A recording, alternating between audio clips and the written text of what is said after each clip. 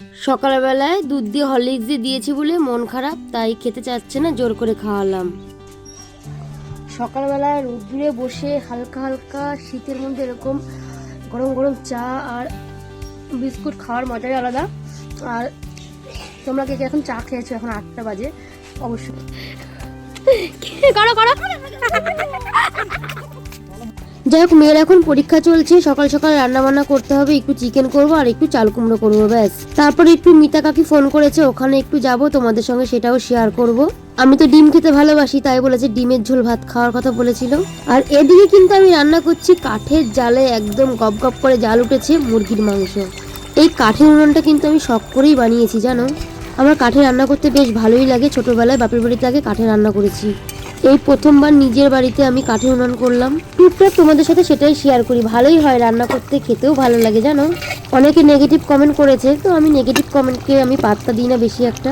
আর আমার কিন্তু সকাল সকাল 10টার মধ্যে রান্না বান্না হয়ে যায়। গরম গরম মাংস ভাত খেতে কার কার পছন্দ অবশ্যই জানিও কিন্তু। আর এটা কিন্তু দেশি মুরগির মাংস, জানো। এখন আমি যাবো একটু মধুমিতার বাড়িতে, একটু আড্ডা মারবো, তারপরে আবার বাড়ি চলে আসবো, কারণ আমার মেয়ে চলে গেছে স্কুলে। ভালোই রাঁধছো, 2খানা ডিম দেবা কিন্তু আমারে।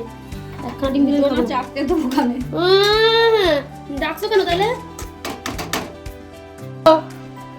কিসি সেলাই করি বাবা। বৃন্দাবনে কবে যাবা আবার? যাবো এর মধ্যে। জোরে কথা কও না। কেন? আমি অত জোরে কথা বলি না বাবা। এটা হরে কৃষ্ণ বলো। কি সেলাই করবা? আমার দুটো নাইটি সেলাই করে দেবো গো। নিয়ে আসবো, নিয়ে আসবো। ওরে আমি ডাকলাম প্রসাদ খেতে, কখন? ও বাবা রে, শোনা রে বাবারে, শোনা। তাই সন্ধ্যাবেলা জন্মদিনে যাবে আমার মেয়ে, যাওয়ার জন্য সাজুগুজু করছে, তাই তো বোন? কালকে পরীক্ষা। এসে ঘন্টু, মনের জন্য এসেছি, মনের জন্য এসেছি। আর নন্দ, নন্দ কেমন লাগছে জন্মদিনে? এই যে নন্দন জন্মদিনে সাজ, নন্দ বল হাই করে দে একটু। হাই। আর এই যে মনের মা, কালকে পরীক্ষা, আজকে জন্মদিনে যাচ্ছে। কথা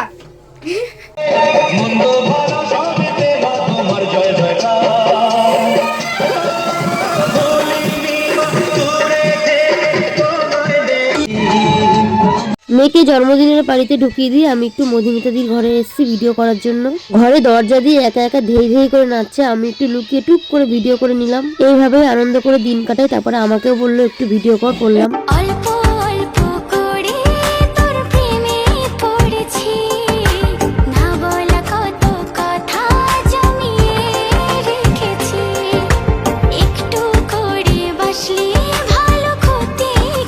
আমার এই দুষ্টু মিষ্টি ভিডিওগুলো তোমাদের কেমন লাগে অবশ্যই জানিও কিন্তু।